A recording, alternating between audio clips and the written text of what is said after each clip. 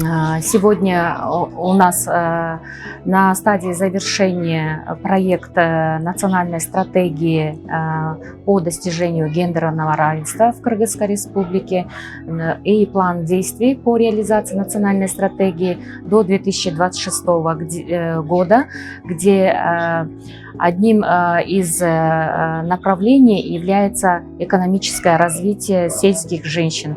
Экономическое развитие. Также необходимо отметить, что впервые в истории Кыргызстана подписана национальная программа по развитию женского предпринимательства до 2026 года,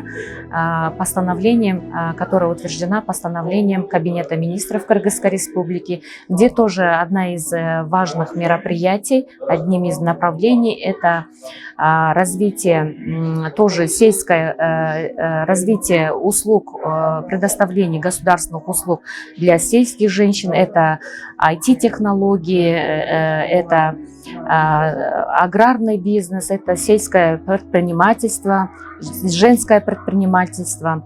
И также наши представители Министерства труда, социального обеспечения и других государственных органов, они принимали активное участие по отбору проектов именно в Баткенской, Ошской и Иссык-Кульской областях. Я думаю, что мы рассмотрим итоги совместно наших проектов и желаем данным проектам успешной и качественной их реализации.